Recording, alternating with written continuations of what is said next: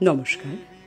আজকে আমার নিবেদন ঋষি বঙ্কিমচন্দ্র চট্টোপাধ্যায়ের লেখা আমার দুর্গোৎসব।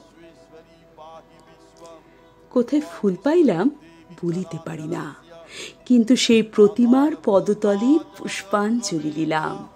ডাকিলাম সর্বমঙ্গল্য মঙ্গলে, শিবে আমার সর্বার্থ সাধিকে, অসংখ্য সন্তান কুলপালিকে, ধর্ম অর্থ সুখ দুঃখদায়ীকে আমার পুষ্পাঞ্জলি গ্রহণ করো। এই ভক্তি প্রীতি বৃত্তি শক্তি করে লইয়া তোমার পদতলে পুষ্পাঞ্জলি দিতেছি। তুমি এই অনন্ত জলমণ্ডল ত্যাগ করিয়া এই বিশ্ববিমোহিনী মূর্তি একবার জগৎ সমীপে প্রকাশ করো। এসো মা, নবরাগরঙ্গিনী, নববলধারিণী, নবদর্পে দর্পিনী, নব স্বপ্নদর্শিনী।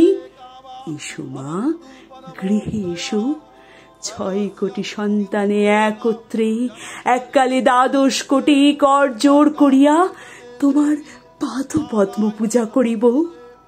6 কোটি মুখে ডাকিব, মা প্রসূতি অম্বিকে, ধাত্রী ধরিত্রী ধন ধান্য দায়িকে, নগাঙ্ক শোভিনী নগেন্দ্র বালিকে, শরৎ সুন্দরী চারু পূর্ণ চন্দ্র ভালিকে।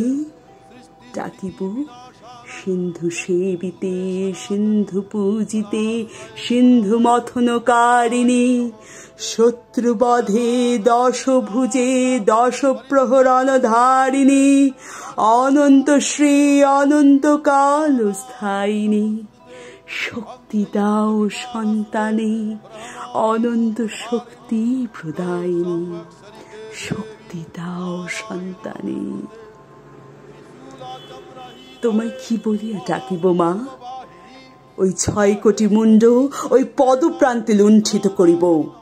এই 6 কোটি কণ্ঠে ওই নাম করিয়া হুঙ্কার করিব। এই 6 কোটি দেহ তোমার জন্য পতন করিব না পারি।